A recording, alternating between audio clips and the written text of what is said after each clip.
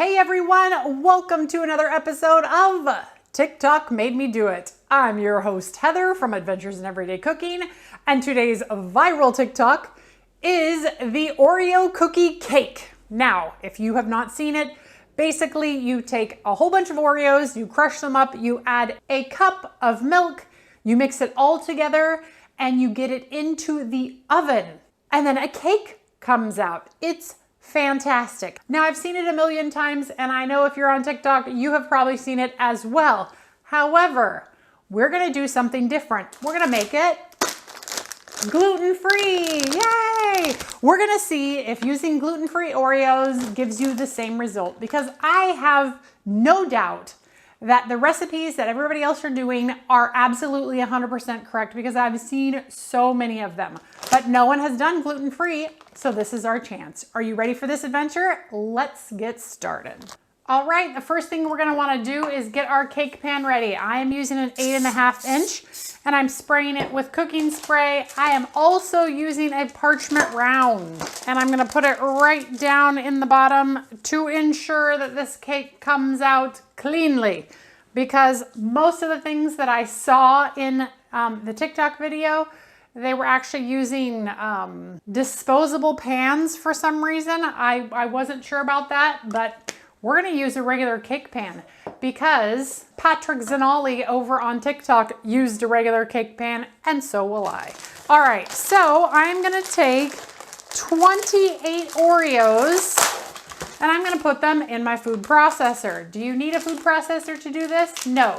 You can just put them in a Ziploc bag and bang the heck out of them until they are mush. But this seems like a no-brainer to me because I have a food processor and I like my food processor, so I'm gonna use it. Patrick's recipe also called for an extra step, which I haven't seen in anyone else's TikTok, and that was the addition of 1 teaspoon of baking powder. Since nobody else has been using baking powder doing their cake, I'm not going to use it this time. However, if I have a problem with its rise, maybe I'll do it a second time. All right, 28 cookies, and 28 is almost the whole pack. The number left over is about 6 cookies from this pack, and I will save those to decorate the top of my cake in just a moment. All right, now we are gonna pulverize these into a fine crumb.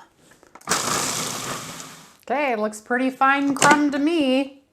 Yep, now we're just gonna dump it into a bowl. And let me just tell you that if this hack works for gluten-free, this will be my go-to cake for a gluten-free event that I need to bring something to, because it's so easy. Okay, adding in our milk, and now we're just gonna give it a good mix. Okay, I feel a little bit like it's too wet, but I mean, we're gonna pour it into the prepared pan. It looks like a pretty wet cake, very sloppy. Weird things can happen in our ovens though, so I'm not totally writing this off yet. Smells good, smells like Oreos.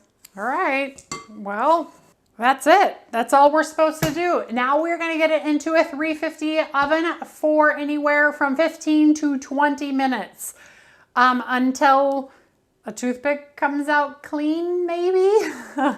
I don't know, but into the oven it's going to go. Okay, you guys, this has just come out of the oven and it looks like a cake. Wow. Okay, so everything I saw on the internet said get it out immediately and then get the chocolate on it. So what I'm gonna do is I'm gonna put it on this board, I hope, and turn it over. Ooh, it came out. Should have probably had my other glove on, but wow. I almost wish I would have gotten enough to make 2 because this is a very short cake. That's okay. It's still gonna be a great cake. And I bet you I could make it into cupcakes very easily. Okay, the next step, they say to put on chocolate bars. Yep. So most of them said just to lay the chocolate bar right down on top, and the residual heat will actually melt that chocolate and it will become beautiful. So we're just gonna trust the process and hope that we can get enough chocolate on each of the sides so that we have a completely covered cake. This is not a calorie conscious cake. I'm just gonna put it out there in case you were wondering. And this is very hot. It is melting as I sit here and put this on. Some of it's gonna drip over, that's fine.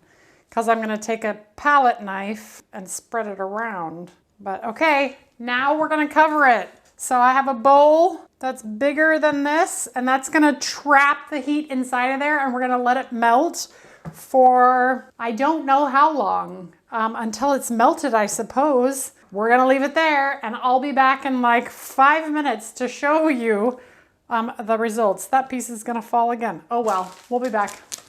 Okay, I'm gonna just tell you right now, that is a ridiculous amount of chocolate, but I lifted this up a second ago and I touched the middle and it's all melty, so I thought I would go ahead and come back. Some of it's still not completely melted, but most of it is. So now I have an offset spreader and I am just going to spread the chocolate all around.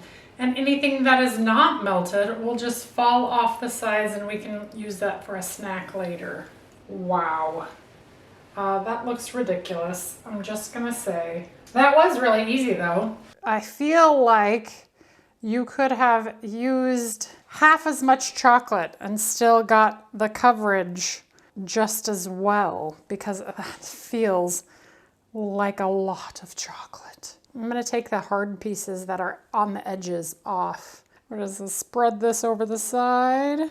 You know, I feel like if I could have done this step on a cooling rack, it would have worked out much more in my favor, because then I would have had a smooth edge on the bottom.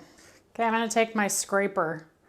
Let's see if I can get most of that chocolate up off the board.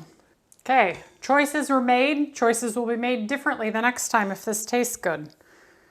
Number one, I will not put it on a board like this. I will go ahead and put it on a wire rack. So you do that. Don't follow my lead. Number two, I would not use that much chocolate. Holy smokes, that's a lot of chocolate. Use half as much chocolate.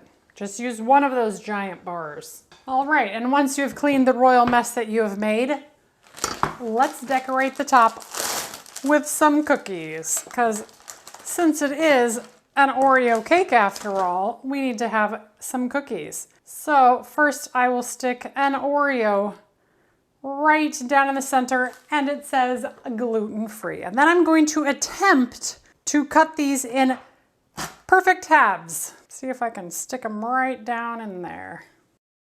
All right, and with the last of these Oreos, let me just crush them up a little bit more for the topping all over the place.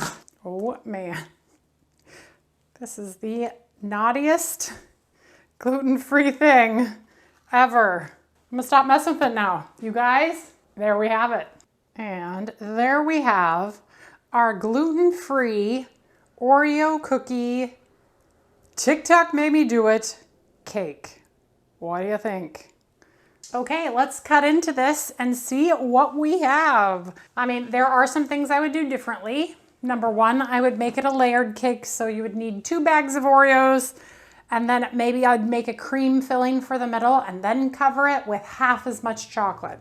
Oh man, the amount of chocolate coming out of here is ridiculous. Trust me, half as much chocolate. Don't do this much chocolate. Here we go. It's like Oreo pie.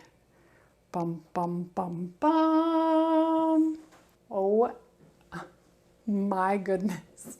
Look at how ridiculous that looks. That looks so rich and delicious. It almost reminds me a little bit of a really ooey gooey brownie. Even before I taste it, that's what it reminds me of. It definitely looks sinful. So, you ready to taste this? I think I'm ready to go into sugar shock. Ready? Oh, cuts. It's so moist. Here we go. Okay, so 100% would use half as much chocolate. Whoo, that chocolate layer is thick. It almost detracts from the rest of the cookie cake. So bear with me here, but I'm gonna scrape some of this off because I want to see what it tastes like with half as much chocolate on it. It's still very warm too. Wow, okay, so I would not call it cake. This is a really good fudgy brownie.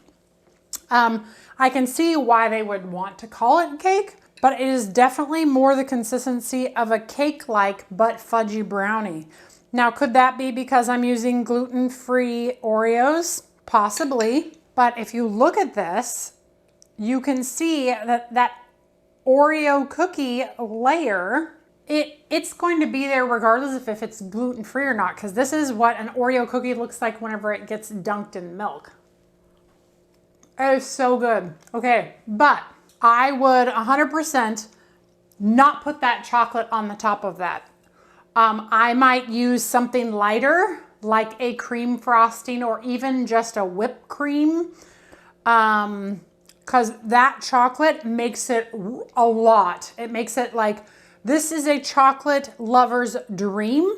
I love chocolate, but I don't love it that much. Now, would I make it again?